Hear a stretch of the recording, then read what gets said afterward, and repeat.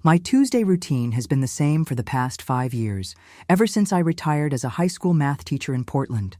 I wake up at 6:30, brew my strong coffee with a hint of cinnamon, walk 40 minutes through Washington Park, and by 10 o'clock, I'm at the bank to check my accounts and chat with Marlene, the manager I've known for more than 2 decades.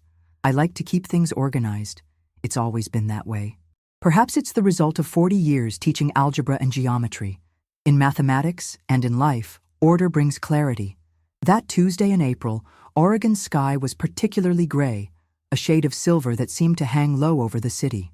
I arrived at First National Bank 10 minutes early, as I always do. Punctuality is a virtue I've cultivated my entire life. I was dressed in my navy blue coat, black pants, and the silver brooch my late husband Richard had given me on our 30th wedding anniversary. Richard passed away 7 years ago. Pancreatic cancer. Brutal and swift. He left a void I'll never fill, but he also left me financially comfortable with a paid-off house, a good life insurance policy, and solid investments. I entered the bank and noticed something unusual. David, my son-in-law, was in the glass office where Marlene usually receives me. The door was slightly ajar. David didn't see me. He had his back to the main entrance. I was about to call his name when I heard words that froze my blood. "Helen is not mentally fit to manage her own finances," David was saying, in that smooth, convincing voice he uses when closing real estate deals. "Laura and I have been noticing concerning patterns over the past few months. She forgets appointments, misplaces important documents, and just last week she tried to pay her electricity bill twice." I stood there, paralyzed, my hand clutching my purse so tightly my knuckles turned white. David continued, unaware of my presence. "We're worried about her becoming a victim of scams. You know how these elderly people can be targeted. We believe it would be in her best interest if Laura and I had oversight of her accounts. We're not looking to control her money, just to protect her." Marlene's voice responded, though I couldn't see her from my angle. "This is a serious matter, Mr. Wilson. There's a formal process for this kind of arrangement. Has Mrs. Carter been evaluated by a physician? Do you have any documentation supporting your concerns?" "We've scheduled an appointment with a specialist next month," David replied smoothly. "But we thought it would be prudent to start the conversation now. Helen trusts you, and we hoped you might help us explain the situation to her. She can be stubborn sometimes." "Stubborn? Is that what they call it, when a woman with all her faculties intact refuses to hand over control of her life to others?" My initial shock was rapidly transforming into something else, a burning anger that started in my stomach and worked its way up to my throat. I've been called many things in my 68 years, demanding as a teacher, meticulous as a mother, grieving as a widow, but never incapable, never unfit. I quietly stepped back, moved to a chair in the waiting area, and pretended to look through my purse. I needed a moment to think, to process what I'd just overheard. My own daughter, Laura, and her husband were plotting behind my back. The betrayal cut deep, a wound more painful than any physical ailment. Laura had always been somewhat distant, even as a child. She was more interested in social acceptance than academic achievement, more concerned with appearances than substance. When she married David 12 years ago, I had my reservations. He was charming, certainly, with his perfect smile and designer suits. But there was something calculated about that charm. Richard had felt it too, though he'd been careful not to interfere. "She's 34, Helen," he'd said. "We have to let her make her own choices, even the questionable ones." Now, at 46, Laura lived with David and their daughter, Sophie, in the guest house on my property, a generous arrangement I'd offered when they were between homes 5 years ago, after David's real estate venture had failed. What was meant to be temporary had somehow become permanent, and now it seemed they had their sights set on more than just free accommodation. I watched as David emerged from Marlene's office, checking his watch. He walked briskly toward the exit without noticing me. Only when the glass doors closed behind him did I rise from my seat, straighten my back, and walk purposefully to Marlene's office. She looked up, surprised to see me. "Helen, I wasn't expecting you until 10. "I'm early today," I said, keeping my voice steady despite the storm raging inside me. "I just saw David leaving. Interesting coincidence." Marlene's expression changed subtly. A flicker of discomfort crossed her face. We'd known each other since our children were in elementary school together. She'd been there when Richard was diagnosed, had helped me navigate the financial aspects of his medical care and subsequent passing. I'd attended her divorce party, for heaven's sake. "Helen," she began carefully, "David came to discuss some concerns about your financial management." "Yes, I heard," I said, sitting down across from her desk. I was right outside the door. Quite enlightening to discover I'm apparently losing my mind. Marlene winced. "He expressed some worries, that's all. I explained that without proper documentation or your consent, we couldn't make any changes to your account access." "Good, because I'm not giving consent. Not now, not ever."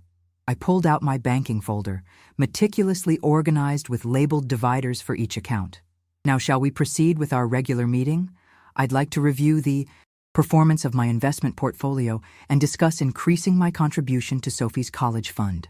For the next 30 minutes, I conducted business as usual, demonstrating with each question and decision that my mental acuity was perfectly intact. Marlene gradually relaxed, falling into our familiar pattern of discussion. As we concluded, I asked her for one more thing. "I'd like to remove all other authorized users from my accounts. Immediately." She hesitated. "Helen, are you sure? Laura has been a signatory since Richard passed." "I'm very sure, and I'd like documentation confirming this change." "Of course," she replied, typing into her computer. "May I ask what prompted this decision?" I met her gaze directly. "Self-preservation, Marlene. When someone questions your competence, it's only prudent to protect yourself. After leaving the bank, I didn't go straight home. Instead, I walked to Jefferson Park and sat on a bench overlooking the city. The gray sky had darkened, threatening rain. I needed to think, to plan. The methodical approach that had served me well in the classroom would serve me now. I pulled out my phone and made 3 calls. First, to my attorney, Raymond Whitaker, scheduling an urgent appointment for the following morning. Second, to my doctor, requesting a comprehensive cognitive assessment. I wanted official documentation of my mental fitness. The third call was to a locksmith. By the time the first raindrops began to fall, I had formulated my strategy. David and Laura had underestimated me, a mistake many had made throughout my life. They saw an aging widow, perhaps vulnerable in her solitude. They didn't see the woman who had put herself through college while working 2 jobs, who had managed a classroom of 30 teenagers for 4 decades, who had nursed her husband through his final days without breaking down until after he was gone. They didn't see me, but they would. I walked home in the rain, letting the cool drops mix with the hot tears that finally escaped. By the time I reached my front door, both the rain and tears had stopped. Inside, I changed into dry clothes and made myself a cup of tea. I checked the time. 2:45 p.m. Sophie would be home from school soon. My granddaughter, just 15, was the one pure thing in this mess, a bright spirit with Richard's curious mind and kind heart. I heard the front door open and close, followed by Sophie's voice calling out, "Grandma, I'm home!" "In the kitchen, sweetheart," I replied, pushing my anger and hurt aside. She didn't need to be caught in the crossfire, at least not yet. Sophie bounded in, dropping her backpack on a chair. Her dark hair was pulled into a messy bun, and her Converse sneakers were splattered with mud from the rain. "How was school?" I asked, placing a plate of cookies I'd baked the previous day on the table. "Boring, except for AP Physics. We're starting a unit on quantum mechanics." She grabbed a cookie and bit into it enthusiastically. Mom texted. "She and Dad are going out tonight. Some work thing of Dad's. They said not to wait up." I nodded, keeping my expression neutral. "Then it's just us for dinner. How about we make that pasta dish you like?" Sophie agreed happily, and for the next few hours, I immersed myself in the simple joy of her company. We cooked together, laughing over her dramatic retelling of high school politics. She worked on her homework at the kitchen table while I pretended to read a book, my mind still racing with plans and contingencies. After Sophie went to bed, I sat alone in my study, surrounded by the books and photographs that chronicled my life. A picture of Richard and me on our wedding day, Laura's high school graduation photo, a recent image of Sophie at her piano recital. The life I'd built, the family I'd cherished, now fractured by deceit. I opened my laptop and began changing passwords, email, online banking, investment accounts, even my social media profiles. One by one, I secured my digital life against intrusion. Then, I wrote out a detailed timeline of recent events, including doctor visits, bill payments, and social engagements. Evidence of my competence, my independence. The clock struck midnight as I finished. Tomorrow would bring confrontation and change. I was ready for both. Before turning in, I stood at my bedroom window, looking out at the guest house where Laura and David slept, unaware that their scheme had been discovered. The rain had stopped, leaving the world washed clean. I would be washed clean too, of naivety and misplaced trust. They picked the wrong woman to underestimate, I whispered to the darkness, a promise to myself and to Richard's memory. Then I turned away from the window and prepared for battle. I awoke before my alarm the next morning, the weight of betrayal still heavy on my chest. The bedside clock read 5:17 a.m. Outside, Portland was still shrouded in darkness, though a faint glow on the eastern horizon promised daybreak. I'd slept fitfully, my dreams filled with faceless figures whispering about my incompetence. I rose quietly, following the ghost of my normal routine. Coffee first, the ritual of measuring beans, the familiar grind, the comforting aroma filling the kitchen. I held the warm mug between my hands and looked out the window at the guest house. No lights yet. Laura and David were late risers, a luxury my decades as a teacher had never afforded me. By 6:30, I was dressed in what Richard used to call my taking no prisoners outfit, a charcoal gray pantsuit, pearl earrings, and low heels. Professional, polished, powerful.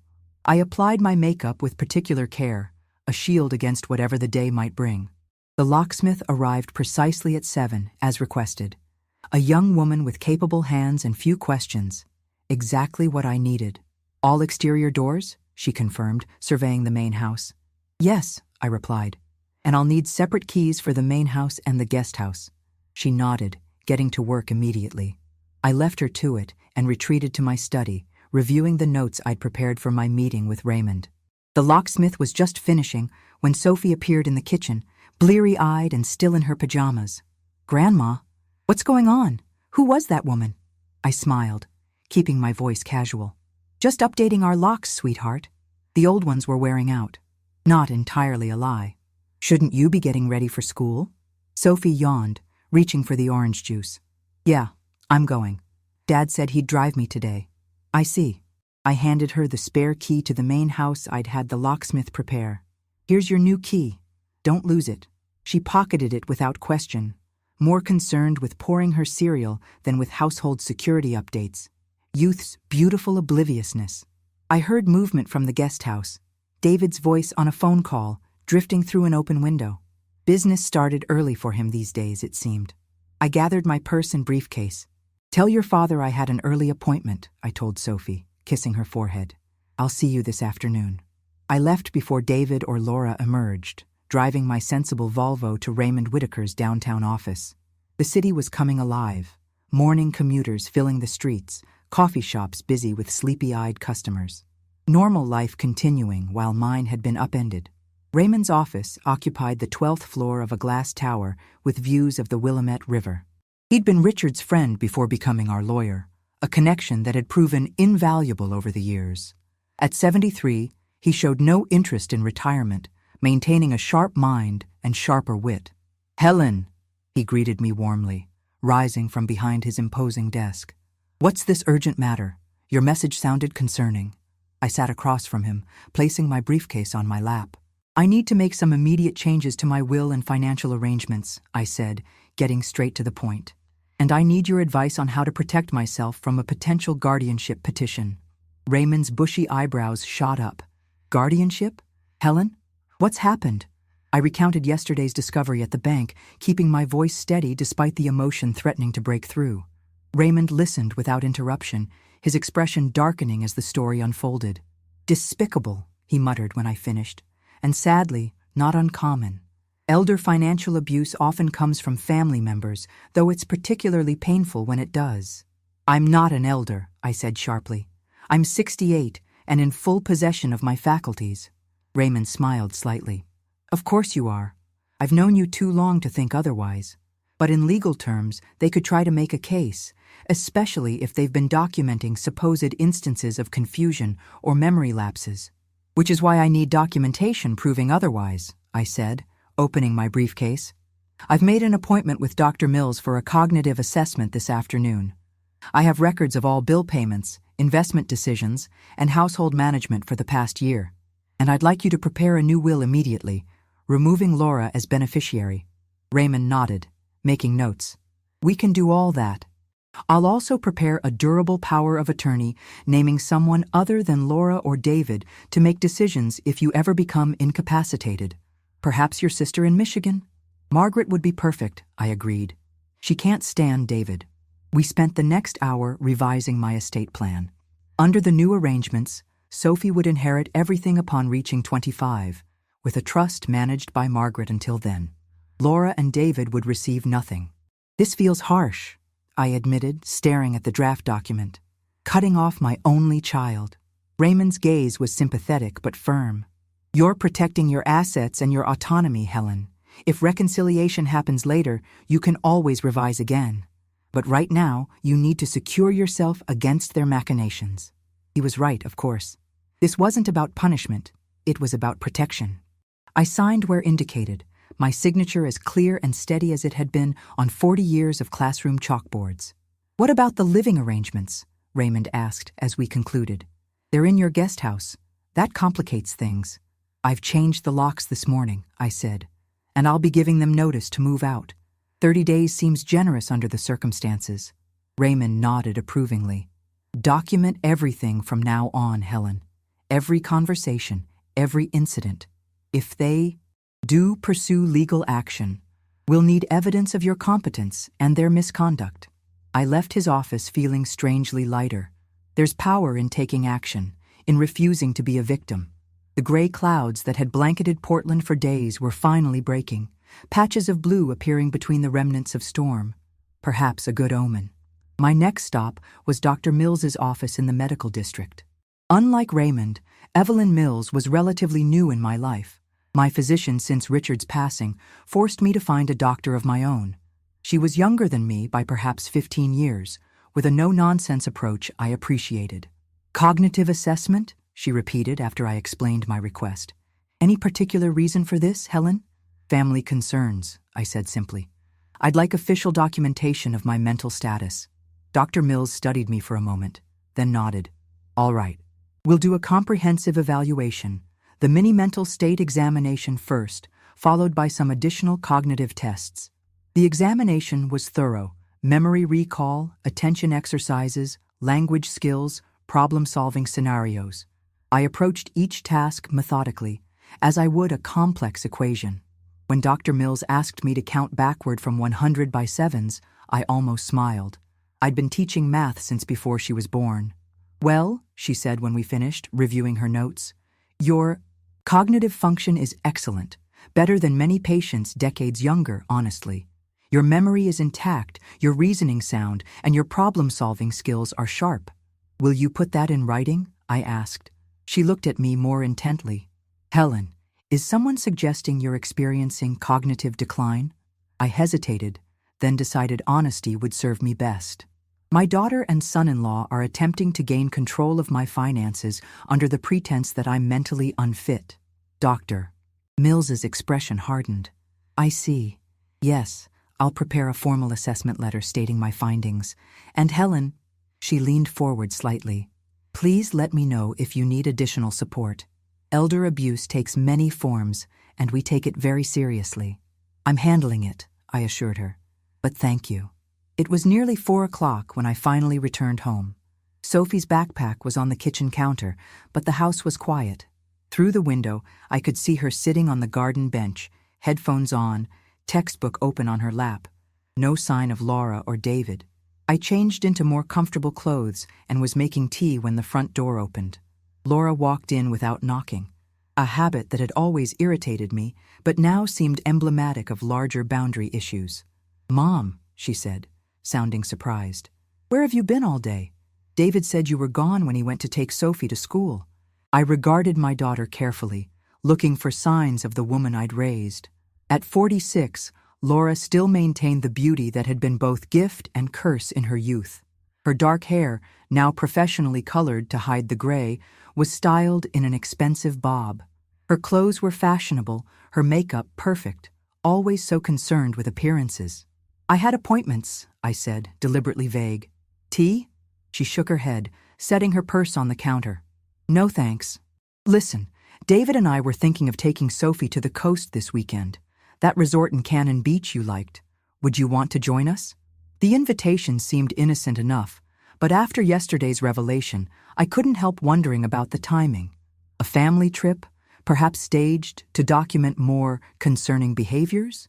Or was I becoming paranoid? "That's thoughtful, but I have plans," I replied, which was true enough. I planned to reclaim my life. Laura frowned slightly. "What plans? You didn't mention anything." "I don't report all my activities to you, Laura." I kept my tone mild, but she blinked at the unexpected pushback. "Of course not. She stopped, studying me more carefully. "Mom, is everything okay? You seem different today." I sipped my tea, considering how much to reveal.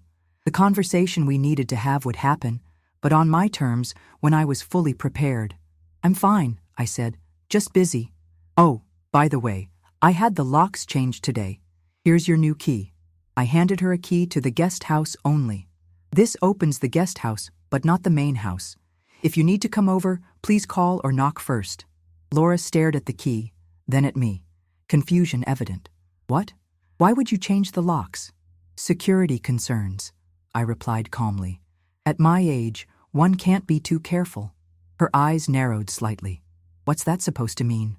I met her gaze steadily. "It means exactly what I said.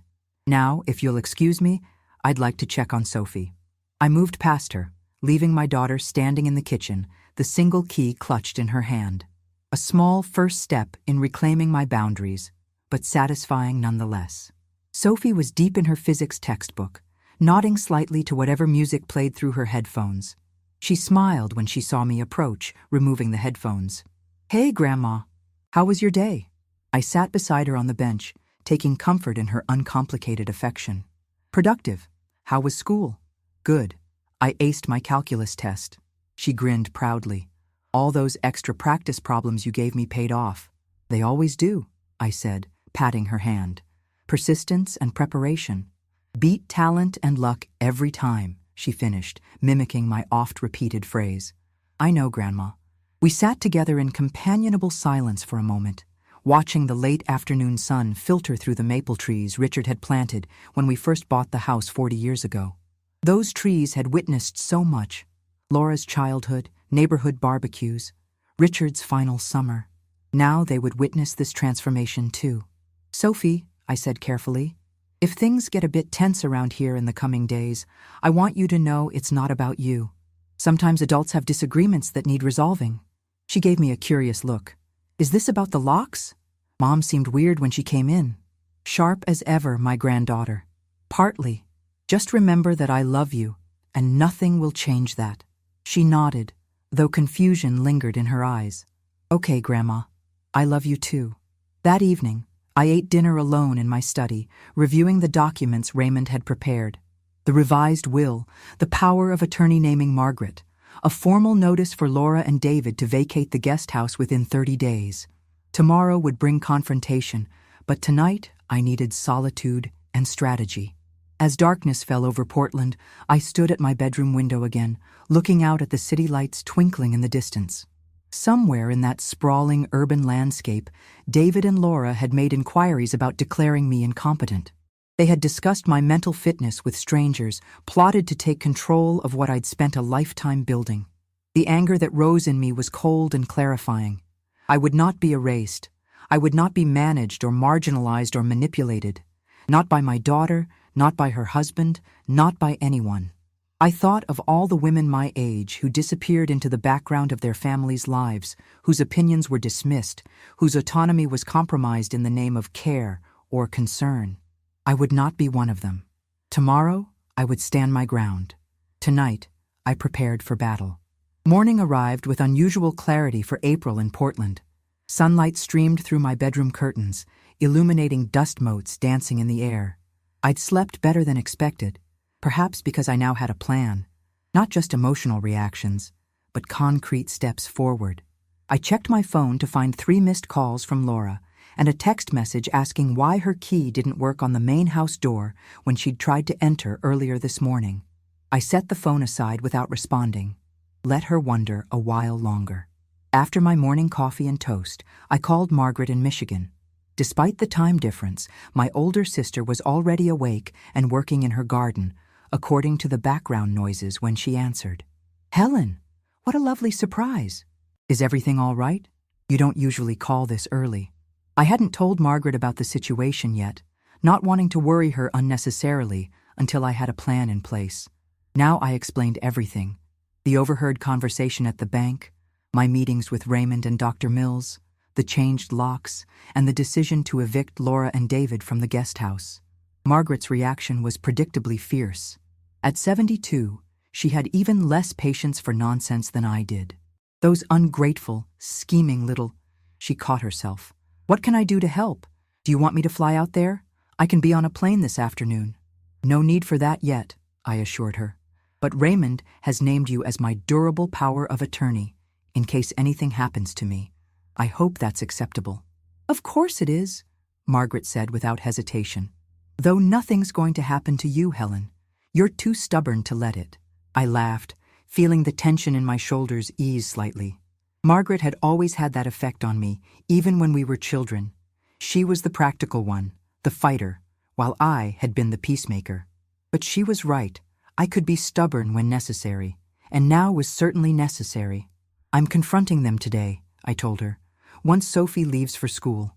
"Good. Stand your ground, Helen, and call me immediately after, no matter what happens." I promised I would, then ended the call to prepare myself. I dressed carefully in slacks and a blue blouse that Richard had always said matched my eyes. Not my taking no prisoners outfit today. This confrontation was personal, not professional. Sophie had already left for school by the time I saw movement in the guest house. Perfect timing. I texted both Laura and David. "Please come to the main house. We need to talk. 9:30 a.m. David replied almost immediately. "In meetings all morning. Can we do lunch?" "How convenient." I texted back, "This isn't optional, David. 9:30 a.m. or I come to you." No response, but I knew he'd received it. Laura hadn't replied at all. At precisely 9:30, I heard the knock on my front door. I opened it to find both of them standing there, Laura looking confused, David wearing what I now recognized as his handling difficult clients expression. Concerned, but confident. "Mom, what's going on?" Laura asked as they entered. "My key doesn't work, and you're sending demanding texts." "Let's sit down," I said, leading them to the living room. The formal space felt appropriate for this conversation. Not the kitchen where we'd shared countless casual meals, not my study where Sophie and I worked on her homework. The living room, with its carefully arranged furniture and family photographs, would bear witness. They sat together on the sofa, while I took the armchair opposite, the coffee table between us like a moat. I noticed David eyeing the folder I'd placed on the table. Documents from Raymond, Dr. Mills's assessment, printed emails and bank statements. Evidence. "I'll get straight to the point," I began, my teacher's voice automatically engaging, clear, authoritative, brooking no interruption. "Yesterday at the bank, I overheard David telling Marlene that I'm not mentally fit to manage my own finances. Their reactions told me everything." Laura's eyes widened in genuine shock, darting to her husband. David's expression barely changed, a slight tightening around the mouth, a calculating look as he assessed the situation. "Mom, I don't know what you think you heard, but I know exactly what I heard." I cut her off. "David explicitly stated that I'm not mentally competent and suggested you both should have oversight of my accounts. He mentioned scheduling me for an evaluation with a specialist." David leaned forward, adopting a placating tone. "Helen, you're misinterpreting a conversation. About protecting you. We're concerned, that's all. You've seemed forgetful lately, and we worry about you living alone at your age." "Forgetful?" I raised an eyebrow. "Please provide specific examples." He glanced at Laura, who jumped in. "Well, last month you forgot Aunt Margaret's birthday until I reminded you." "I didn't forget," I corrected. I send Margaret's card on the 18th every year, not the 15th, which is her actual birthday. It's our tradition since childhood. She does the same for mine. You've been paying some bills twice, David added smoothly. No, I haven't. I opened the folder and removed my meticulous financial records. Every payment is recorded here with confirmation numbers and dates. Not a single duplicate payment. Laura looked increasingly uncomfortable. Mom, you lost your car keys last week and accused the cleaning service of moving them. I suggested they might have moved them while dusting, I corrected. They were found between sofa cushions, where I had not placed them. Reasonable people can disagree about how they got there. David shifted strategies. Helen, we're not attacking you. We're worried. Cognitive decline can be subtle at first. Often the person experiencing it doesn't notice the changes. How fortunate, then, that I had a comprehensive cognitive assessment yesterday. I pulled out Dr. Mill's report. My cognitive function is excellent. Her words, not mine. Better than many. Patients decades younger. Would you like to read the full evaluation? I held it out. Neither of them took it. This isn't about questioning your intelligence, David said, his smile strained. It's about practical concerns. Living alone at your age comes with risks. I'm 68, not 98, I said flatly. And I'm not alone. I have neighbors, friends, community, not to mention family living in my guest house. I emphasized the last words. Laura was beginning to look distressed. Mom, we're just trying to help. Dad wouldn't want you to struggle. The mention of Richard ignited something fierce in me. Don't you dare presume to speak for your father. Richard trusted my judgment implicitly. That's why he left everything to me without conditions or oversight. I opened the folder again, retrieving the final document. This is formal notice for you to vacate the guest house within 30 days.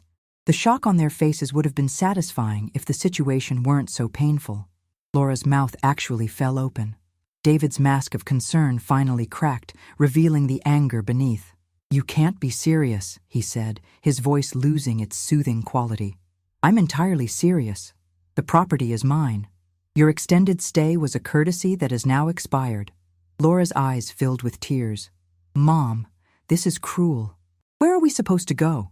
You know the real estate market is terrible right now. We can't just find a place immediately. You have a successful career in real estate, David, I reminded him. Surely you have connections, and you've had 5 years of rent-free living to save for this eventuality. David stood abruptly. This is ridiculous. You're overreacting to a misunderstanding. Laura, let's go. Sit down, David, I said, my voice quiet but firm. We're not finished. To my mild surprise, he did, though his jaw was clenched tight. I've made several other changes you should be aware of, I continued. I've removed Laura as a signatory on all my accounts. I've updated my will and established a trust for Sophie that neither of you can access. And I've appointed Margaret as my durable power of attorney should I ever become incapacitated. Laura was openly crying now. Mom, please. We were just worried about you. This is extreme. Attempting to declare me incompetent behind my back was extreme, I countered. This is self-preservation. We never actually filed anything, David argued. It was just a conversation. A conversation you had with my bank manager, not with me. I looked directly at Laura. Why didn't you come to me with these supposed concerns? Why go behind my back? She wiped at her tears, unable to meet my eyes. You're so independent. I knew you'd just dismiss it. You're right about that, I acknowledged. Because there's nothing to be concerned about, as Dr. Mills has confirmed. But the issue isn't your concern. It's your deception. I stood then, signaling the end of the discussion. The notice to vacate is legally binding. You have 30 days. I suggest you start looking for a new place immediately. David stood as well, his expression dark. You'll regret this, Helen. Laura is your only child. Sophie is your only grandchild. You're destroying your family over a misunderstanding. No, David. You did that when you decided I was a problem to be managed rather than a person to be respected. I turned to my daughter. Laura, I raised you to be better than this. Your father would be deeply disappointed. It was a harsh thing to say, perhaps unnecessarily cruel. Laura flinched as if I'd slapped her. But in that moment, I couldn't find the grace to soften the blow. The betrayal was too fresh, too deep. Sophie stays here with me until you find suitable accommodation, I added. She needs stability during this transition. You can't dictate, David began, but Laura interrupted him. Fine, she said quietly, if that's what Sophie wants. I nodded, satisfied with this small victory. You may go now. Please leave your guest house key on the table. After a moment's hesitation, Laura reached into her purse and placed the key on the coffee table. David made no move to do the same. I'll need to gather some of my work materials from the main house office, he said stiffly. Make a list. I'll have everything moved to the guest house this afternoon. I had no intention of allowing him unsupervised access to my home again. They left without further argument, David's hand on Laura's back, guiding her out the door. Through the window, I watched them walk back to the guest house, their body language tense even from a distance. David gesturing emphatically, Laura's shoulders hunched in defeat or defiance.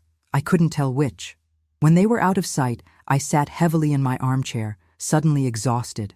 The confrontation had gone as well as could be expected, but there was no triumph in it, only a hollow ache where family trust should have been. I called Margaret as promised, giving her a detailed account of the conversation. You did the right thing, she assured me. They left you no choice. Perhaps, I said, less certain now that the immediate crisis had passed. But it doesn't feel like victory. It's not supposed to, Margaret said gently. It's survival, Helen. Sometimes that's enough. After ending the call, I spent the next hour meticulously documenting the conversation while it was fresh in my mind.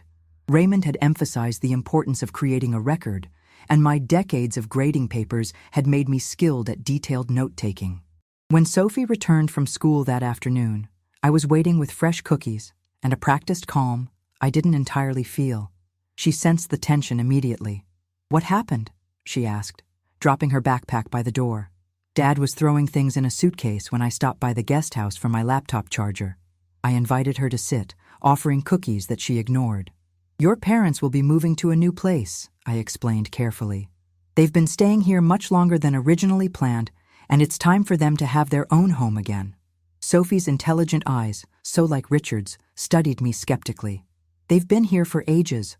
Why now? Did something happen? I considered how much to share with a 15-year-old. Sophie was mature for her age, but she was still a child caught between warring adults. We had a disagreement about some important matters, I said finally. Adult issues that became significant enough to require some distance. They're fighting about money, aren't they? Sophie asked bluntly. I've heard them arguing late at night. Dad keeps talking about financial security and planning for the future. Sharper than I'd realized, my granddaughter. It's complicated, I hedged. But yes, money is involved. Sophie nodded as if this confirmed a long-held suspicion. Dad's been weird about money ever since his company tanked. Always checking. Stock prices. Talking about investment opportunities. She picked up a cookie finally, breaking it in half without eating it. Where am I supposed to go? With them or stay here? That's partly up to you, I said. Until they find a suitable place, I've suggested you stay here with me. After that, we can discuss arrangements that work for everyone. Relief flooded her features. Good. I don't want to be crammed into some apartment while Dad figures out his next big opportunity. The air quotes she used around the phrase suggested she'd heard it often. You'll always have a home with me, Sophie, I promised. No matter what. She nodded, finally taking a bite of cookie. Grandma, are you okay? You look tired. The simple question, asked with genuine concern, nearly undid me. I blinked back, sudden tears. I'm managing, I said honestly. Today was difficult but necessary.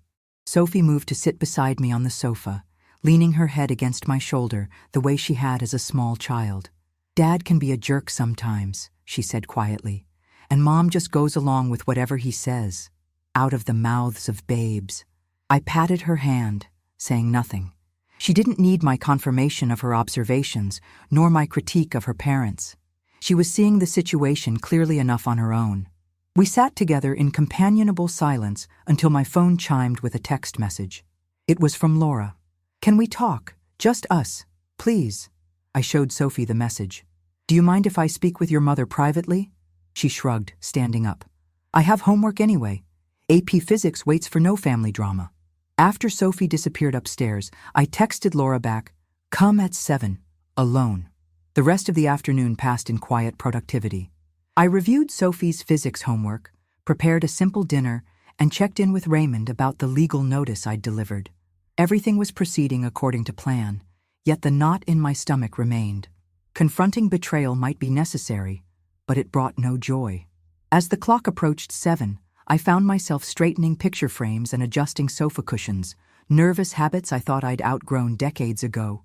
When the doorbell rang, I took a deep breath before answering. Laura stood on the porch, her eyes red-rimmed but dry. She looked smaller somehow, diminished by the day's events. "Come in," I said, stepping aside to let her pass. We sat in the kitchen this time, not the formal living room where accusations had flown, but the heart of the home where we'd shared countless meals and conversations over the years. Some instinct told me this discussion needed a different energy. "Would you like some tea?" I offered, falling back on the rituals of hospitality. Laura shook her head.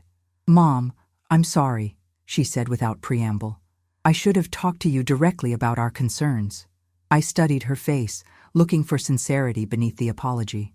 "Why didn't you?" She sighed, twisting her wedding ring nervously. "David thought you'd be defensive. He said it would be better to have professionals bring it up, that you'd listen to them. So you let your husband make decisions about how to approach your mother?" The disappointment in my voice was unmistakable. "It's not like that," she protested weakly. "He's just persuasive, and he seemed so certain." I remained silent, waiting. Laura had always filled silence with words, uncomfortable with the empty space between thoughts. "He's been stressed about money," she continued predictably. "His new development project is behind schedule. Investors are getting anxious. When he realized how substantial your assets are," she trailed off, perhaps hearing how damning the words sounded. "He saw an opportunity," I finished for her. "And you went along with it." Laura flinched. "I really was worried about you, Mom. You've been living alone since Dad died, and sometimes you seem, I don't know, distant, lost in thought. Reflection isn't the same as confusion, Laura, and solitude isn't the same as isolation." She nodded, eyes downcast. "I know that now. I should have known it before." The admission hung between us, inadequate, but honest. I waited again, curious whether she would address the deeper issue, not just the betrayal of going behind my back, but the willingness to declare me incompetent for financial gain. "David's looking at apartments tomorrow," she said instead. "We'll be out before the 30 days. "Good." I kept my voice neutral. "And what happens then, Laura? To us?" She looked up finally, her expression uncertain. "I don't know. Can you forgive this? Could I?" The question deserved serious consideration. Forgiveness wasn't a switch to flip, but a path to walk, often long and difficult. "I don't know either," I admitted. "Trust, once broken, isn't easily repaired." "But we're family," she said, as if that single fact should override all offenses. "Yes, we are, which is why the betrayal cut so deep." Laura's eyes filled with tears again. "I never meant to hurt you. I just got confused about priorities." I reached across the table and took her hand, the first physical contact between us since the confrontation. "Your priority should have been the truth, Laura. Not convenience, not financial opportunity, not even marital harmony. Just truth." She nodded, squeezing my hand. "I know that now." We sat that way for several minutes, holding hands across the kitchen table where I'd once helped her with homework, where we'd planned Richard's funeral, where generations of family meals had unfolded. The connection was tenuous but real, damaged but not yet destroyed. "I should go," Laura said finally. "David will be wondering where I am." I released her hand. "Yes, I imagine he will." At the door, she turned back. "Will you at least think about forgiving me? Eventually?" I looked at my daughter, 46 years old, but in many ways still searching for herself, still making the same mistakes. "I'll think about it," I promised. "But Laura, understand this. Forgiveness doesn't mean forgetting, and it certainly doesn't mean allowing myself to be vulnerable to the same harm again." She nodded, acceptance rather than understanding in her eyes. "Good night, Mom." "Good night, Laura." I closed the door behind her and leaned against it, suddenly bone-weary. The confrontations had gone better than I'd feared, but worse than I'd hoped.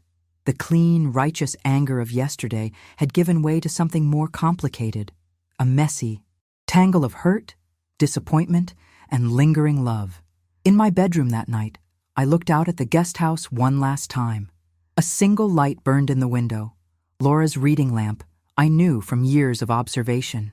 Tomorrow would bring new challenges, helping Sophie navigate the shifting family landscape, establishing new boundaries with Laura and David, rebuilding my life around this altered reality. But tonight, I had done what needed doing. I had stood my ground. I had protected what was mine. I had refused to be erased. Well done, old girl, I whispered to my reflection in the darkened window. Richard would have said the same, I was certain. Well done indeed. The next 3 weeks passed in a strange limbo of polite distance and practical arrangements. David found a 2-bedroom apartment in the Pearl District, expensive but convenient to his office. I noticed he'd stopped mentioning financial concerns when picking up Sophie for their weekend outings. Perhaps he'd secured those investors after all, or perhaps my actions had forced a recalibration of their financial planning. Laura came by most afternoons, ostensibly to pack and organize their belongings, but I suspected she was also attempting to repair the fracture between us. She brought small offerings, my favorite pastries from Lovejoy Bakery, fresh flowers for the kitchen table, a new mystery novel by an author I followed. I accepted these peace offerings with cautious gratitude, neither rejecting her overtures nor pretending all was forgiven. Sophie, perceptive as always, navigated the tension with remarkable grace. She spent time with both her parents and me, careful never to take sides or relay messages. I'm not a carrier pigeon, she informed David firmly when he attempted to send a passive-aggressive comment through her. I felt a surge of pride at her boundary setting, something her mother had never mastered. On moving day, I made myself scarce, taking Sophie to Powell's, books, and then to lunch at her favorite Thai restaurant. When we returned, the guest house stood empty, keys left on the kitchen counter alongside a brief note in Laura's handwriting. Thank you for everything. We'll call when we're settled. Sophie surveyed the empty guest house with mixed emotions. It looks smaller without their stuff, she observed. Most spaces do, I replied, running a hand along the bare kitchen counter. We'll need to decide what to do with it now. She looked at me, a mischievous glint in her eye. I don't suppose I could use it as my personal teen retreat. I laughed, the sound echoing in the empty space. We'll see. For now, let's lock up and go back to the main house. I've got ice cream in the freezer. That evening, after Sophie had gone to bed, I sat in my study reflecting on the whirlwind of the past month. The immediate crisis had passed. My finances were secure, my autonomy protected, my boundaries reinstated. Yet a hollowness remained where family harmony had once existed, a space that couldn't be filled with legal documents or changed locks. I opened my laptop and began typing, not quite sure what I was creating until the words flowed onto the screen. Lessons in Self-Preservation. A letter to my granddaughter. It wasn't intended as a diary or journal, but rather a legacy document. Wisdom distilled from painful experience, to be shared with Sophie when she was older. My dearest Sophie, I wrote, by the time you read this, you will be a young woman making your own way in the world. The events of this spring will likely be distant memories for you, but they have taught me lessons I wish to preserve for your future self. I wrote late into the night, documenting not just the facts of what had happened, but the emotional landscape as well, the shock of betrayal, the cold clarity of anger, the complicated path toward something that might eventually resemble forgiveness. I wrote about the importance of financial independence for women, about setting boundaries with loved ones, about the courage to stand alone when necessary. Never let anyone speak for you when you can speak for yourself, I typed, the keys clicking rhythmically in the quiet house. Never surrender your autonomy for the sake of peace. And never allow someone else's narrative about you to override your own truth. When I finally closed the laptop around 2 a.m., I felt lighter somehow, as if putting the experience into words had helped me process it more fully. The letter wasn't finished. It would evolve as our situation did, but it was a start, a record, a testament. The next morning, Margaret called as I was making breakfast. Moving day has come and gone, I take it? She asked without preamble. Yesterday, I confirmed, cradling the phone against my shoulder as I flipped pancakes. The guest house is empty. And how are you feeling about that? I considered the question honestly. Relieved, sad, vindicated, bereft. Take your pick. Margaret chuckled. All perfectly reasonable responses. And Laura and David? Established in their new apartment. Laura calls daily to check on Sophie. David hasn't spoken to me directly since they left. His loss, Margaret said decisively. Any regrets about how you handled things? I turned off the stove, giving the conversation my full attention. No regrets about protecting myself. Some sadness about the collateral damage to relationships. I'm still finding the balance between maintaining boundaries and rebuilding trust. It will take time, Margaret said, and it may never be the same. Are you prepared for that? The question was gentle but direct. My sister's specialty. I'm coming to terms with it, I replied. Some bridges, once burned, can't be fully reconstructed, but perhaps we can build something new instead. After breakfast, I drove Sophie to her Saturday morning piano lesson, enjoying the simple pleasure of our routine. The spring weather had finally settled into a consistent pattern of sunny mornings and occasional afternoon showers. Typical Portland, predictable in its unpredictability. Mom wants me to stay with them next weekend, Sophie mentioned as we drove. Is that okay with you? Of course, I said. It's their home too now. You should spend time there. She nodded, looking out the window thoughtfully. It's weird. The apartment is nice, all new and modern, but it doesn't feel like home yet. That takes time, I assured her. Home is about memories and comfort, not just furniture and walls. I guess? She turned to me, her expression serious. Grandma, are you and Mom ever going to be normal again? The directness of the question caught me off guard. Define normal, I said, buying time to formulate a thoughtful answer. Sophie rolled her eyes at my teacher's deflection. You know what I mean. Like before, when we had Sunday dinners together and you guys didn't look at each other like you're walking on eggshells. I sighed, pulling into the parking lot of the music school. I don't know if we'll return to exactly how things were before, Sophie. Too much has happened, but I think we can find a new normal, one that's honest and respectful. It just might take some time. She nodded, seeming satisfied with this answer. Dad says you overreacted, but I think they underestimated you. I suppressed a smile at her assessment. Perhaps there's truth in both perspectives. After dropping Sophie off, I found myself driving toward the cemetery where Richard was buried, a spontaneous detour I hadn't planned.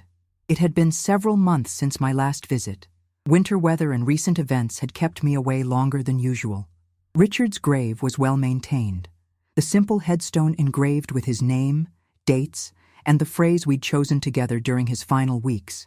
Beloved husband, father, teacher. His life was a lesson in love. I'd brought no flowers, having not planned this visit, but I found a small pine cone nearby and placed it at the base of the stone, a token from the living world to the memory of a man who had loved Oregon's forests. Well, Richard, I said softly, settling onto the bench opposite his grave. I've had quite a month. Talking to him still felt natural, even after 7 years. I didn't believe he could hear me exactly, but the act of articulating my thoughts to his memory helped clarify my own feelings. I'm not sure what you would have advised, I continued. You always had more patience with Laura than I did, more faith in her ability to grow beyond her mistakes. A light breeze rustled the trees overhead, sending dappled sunlight dancing across the headstone. I protected myself, which I know you would support. But I'm struggling with the aftermath, how to move forward with our daughter, how to preserve Sophie's relationship with both of us. I wish you were here to mediate. You were always better at finding the path to reconciliation. I sat in silence for a while, the peaceful cemetery offering a respite from decisions and consequences. Eventually, I stood, touching the cool stone briefly before turning away. I'll figure it out, I promised him, and myself, one step at a time. When I picked Sophie up after her lesson, she was bubbling with excitement. Mrs. Abernathy says I'm ready for the Chopin Nocturne. She's entering me in the regional competition next month. That's wonderful, I said, genuinely pleased. Sophie had inherited Richard's musical talent, something that had skipped Laura entirely. We should celebrate. Ice cream? Before lunch? She grinned. You're being a very stereotypical grandma right now. Occasionally I embrace the cliché, I admitted, heading toward Salt and Straw. Consider it my prerogative as the family matriarch. Over ridiculous ice cream concoctions, hers loaded with brownie chunks, mine a more restrained honey lavender, Sophie described her piano teacher's expectations for the competition. I listened attentively, grateful for this normal moment amid the upheaval of recent weeks. My phone chimed with a text message as we were finishing. Laura, apartment is finally set up. Would you and Sophie like to come for dinner? Tomorrow. Just the four of us. I showed Sophie the message. What do you think? Ready for that? She considered it seriously. Will it be weird and awkward? Almost certainly, I admitted. Then we should definitely go, she decided. Rip off the Band-Aid, right? I texted back a simple acceptance, adding that Sophie would bring her homework to show them her latest physics project. A neutral topic of conversation might ease the inevitable tension. That evening, I found myself oddly nervous about the dinner, spending too much time deliberating over what to wear and what to bring. I settled on a casual but elegant outfit and a bottle of the Oregon Pinot Noir that Laura favored. Neither an olive branch nor a weapon, just a social lubricant. Sophie, sensing my unease, patted my hand at breakfast the next morning. It's just dinner, Grandma, not a peace treaty negotiation. When did you get so wise? I asked, smiling despite myself. I had a good teacher. She winked, stealing a piece of bacon from my plate. Sunday passed quickly. Church in the morning, more from habit than conviction these days, followed by gardening in the afternoon. The physical labor of turning soil and planting spring flowers helped channel my nervous energy into something productive. By the time we needed to get ready for dinner, my anxiety had settled into a manageable hum rather than an overwhelming buzz. Laura and David's new apartment was indeed modern and stylish, with floor-to-ceiling windows overlooking the Willamette River. The furnishings were minimalist and clearly expensive, a stark contrast to the eclectic comfort of my own home. Mom, Sophie, Laura greeted us at the door, her smile slightly too bright. Come in, come in. David's just opening wine. David nodded a greeting from the kitchen island, his expression carefully neutral as he poured red wine into elegant stemware. Helen, nice of you to come. The formality in his voice made clear that this was a ceasefire, not a reconciliation. I handed him the wine bottle I'd brought. For another occasion, I said politely. Thank you for the invitation. Sophie broke the awkward moment by exclaiming over the view. You can see Mount Hood from here. That's so cool. Dinner was a carefully choreographed dance of polite conversation and strategic topic changes whenever the discussion veered too close to sensitive areas. We talked about Sophie's piano competition, about the unusually mild spring weather, about a new restaurant that had opened downtown. Laura maintained a stream of slightly too enthusiastic commentary, while David contributed occasional remarks, mostly directed at Sophie. I observed more than participated, noting the new dynamics between Laura and David, the way she checked his expression before offering more wine, the slight tension in his jaw when I asked about his work. Something had shifted in their relationship, though I couldn't quite identify what. After dinner, Sophie showed them her physics project on her laptop, a simulation of wave patterns that had earned her top marks. David seemed genuinely impressed, engaging with her on the technical aspects in a way I hadn't seen before. You understand this better than I do, he admitted. I barely passed physics in college. Grandma helped me with the math parts, Sophie said, shooting me a grateful look. She says physics is just applied mathematics with cooler experiments. David glanced at me, something unreadable crossing his face. Your grandmother has always been the smartest person in most rooms. I couldn't tell if it was a compliment or a grudging acknowledgement, but I accepted it with a nod. Sophie has surpassed me in several areas already. Her generation has advantages we couldn't imagine. As Laura cleared dessert plates, I offered to help, following her into the kitchen while David and Sophie continued discussing the physics project. Thank you for coming, Laura said quietly, loading the dishwasher. I wasn't sure you would. Sophie wanted to see your new place, I replied, then softened my tone. And so did I. Laura looked up, her eyes searching mine. Is it what you expected? It's very you, I said diplomatically. The apartment, like Laura herself, was attractive and fashionable, but somehow lacking warmth. I immediately felt uncharitable for the thought. "We're adjusting," she said, glancing toward the living room where David and Sophie sat. "It's been a wake-up call, in many ways." I raised an eyebrow, inviting her to elaborate. "David's had to face some realities about our financial situation," she continued, her voice low. "And I've had to face some realities about our marriage." The admission surprised me. Laura rarely acknowledged problems with David, preferring to maintain the facade of perfect harmony. "Difficult realizations," I observed neutrally. "Necessary ones." She closed the dishwasher, turning to face me fully. "Mom, I know things can't go back to how they were, but I'd like to start rebuilding, if you're willing. Weekly dinners, maybe? Alternating between your place and ours?" The olive branch was tentative but sincere. I considered it carefully before responding. "We can try that," I agreed. "Starting next Sunday at my house, I'll make Richard's lasagna." Laura's eyes brightened at the mention of her father's favorite recipe. "He'd like that, wouldn't he? Us trying to find our way back to each other." "He would," I agreed. "Your father always believed in second chances." When it was time to leave, the goodbyes were less strained than the greetings had been. David shook my hand formally, but without the underlying hostility I'd sensed earlier. Laura hugged me briefly, whispering, "Thank you," in my ear. Sophie chattered happily on the drive home, pleased with how the evening had gone. Dad actually listened to me explain my project. Usually he just nods and changes the subject.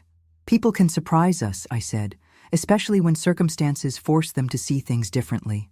Later that night, I returned to my letter to Sophie, adding reflections on the evening and what it might mean for our family's future. "Reconciliation doesn't mean forgetting," I wrote. "It means finding a way forward that acknowledges what happened while choosing not to be defined by it. Sometimes the strongest families are those that have been broken and carefully mended, each crack a reminder of resilience rather than failure." The weeks that followed settled into a new rhythm. Sunday dinners alternated between households as planned. David gradually thawed toward me, though a certain wariness remained on both sides.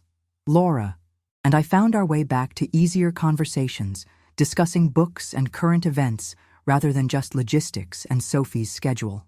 Sophie flourished amid the stabilizing relationships, winning her piano competition and receiving an academic achievement award for her science work. The pride on all our faces at her ceremony was genuine and shared, a moment of unity that felt like a glimpse of future possibilities. 1 month after moving day, Raymond called with news. "The cognitive assessment. Documentation has been formally filed with the court," he reported. "No guardianship petition can proceed without a new evaluation, which would be difficult to justify given Dr. Mills's thorough report." "Thank you, Raymond," I said, "though I don't anticipate further attempts in that direction." "Better safe than sorry," he replied. "How are things otherwise?" I considered the question. "Evolving," I said finally. "We're finding a new equilibrium." After hanging up, I wandered into the garden, where the spring plantings were beginning to flourish. Life continuing, growing, adapting to new conditions. Nature's perpetual lesson in resilience. The guest house stood empty still, awaiting its next purpose. I'd been considering options, perhaps a proper studio for Sophie's music, maybe a rental for additional income, possibly even a space for Margaret during her increasingly frequent visits from Michigan. Whatever its future, the guest house represented possibility now rather than imposition. Like so much in my life these past months, it had been reclaimed, its purpose once again mine to determine. That evening, as summer twilight lingered over Portland, I sat on my porch watching fireflies begin their nightly dance over the lawn. Sophie was at a friend's house studying for finals. The neighborhood was peaceful, the distant sounds of traffic a gentle reminder of the world beyond my sanctuary. My phone chimed with a text from Laura. "Mom, I found your old teaching notes in a box we brought from the guest house. Would you like me to bring them over tomorrow?" I replied affirmatively, remembering the carefully typed lesson plans I'd created over decades of teaching. I'd thought them lost in the move, a small piece of my professional life recovered. Another text followed. "I've been reading through some of them. Your students were lucky to have you. I was lucky too, even when I didn't realize it." The simple acknowledgement brought unexpected tears to my eyes. Not everything had been recovered from the wreckage of betrayal, but perhaps enough to build something new, something honest, with eyes wide open on all sides. I returned to my letter to Sophie one last time that night, adding a final paragraph. The most important lesson I've learned, my darling girl, is this. No matter your age, your gender, your circumstances, never allow someone else to define your capacity or determine your worth. Stand firm in your own truth. Speak with your own voice. And remember that strength isn't measured by an absence of vulnerability, but by the courage to protect what matters most, your dignity, your autonomy, your right to direct your own life. This is my legacy to you, not money or property, but the example of a woman who refused to be diminished, even by those she loved. May you always do the same. I saved the document, printed a copy for safekeeping, and closed my laptop. Outside, the fireflies continued their luminous dance, brief flashes of light against the gathering darkness, small but fierce declarations. I am here. I am here. I am still here. If my story resonated with you, please hit that subscribe button and share your thoughts in the comments below. I'll be back next week with another chapter of my life that taught me the power of standing my ground.